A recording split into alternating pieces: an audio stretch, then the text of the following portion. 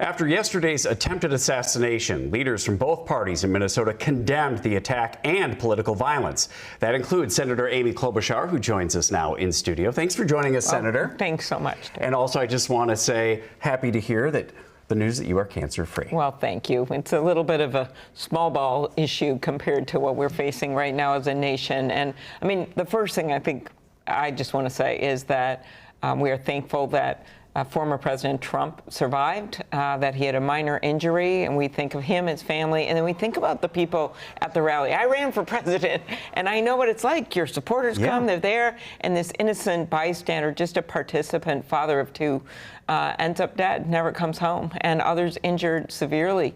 So this was a heinous act. But we have to remember what our democracy is all about here, and this was an attack on all of us, on America and our democracy. There's going to be a lot of questions, obviously, in the coming days and weeks about the Secret Service and how a gunman was able to get so close to a former president, someone who is, again, running for the highest office in this country. That is what we need to know. And guess what? We can't find out about it 6 months from now. I'm a big believer in thorough investigations, and sometimes they take a while, but we also have to have the facts right away. Why? One, the American people need to know. They need to know what happened. And then number two, for preventing other things, we need to fix this.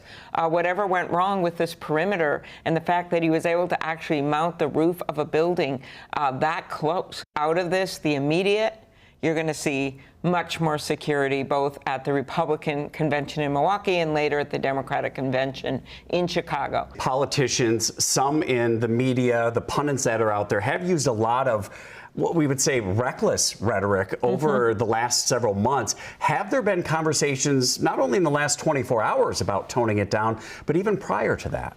Yes, there's a number of us that try to find common ground all the time. We just had a meeting of, I think, 25 half Democrats, half Republicans, talking about how we can move forward together in this highly polarized atmosphere, because we've got to set an example. Political leaders do. And I think, as you saw, even during the presidential campaign, I was someone that did try to strike that balance to bring people with me. However, some of the rhetoric that people use on both sides gets completely out of hand. So that is something, but it goes beyond that. It's also individual citizens. They have to be able to look each other in the eye again. And we lost some of this during the pandemic when we were all separated out, and have civil discussions about politics.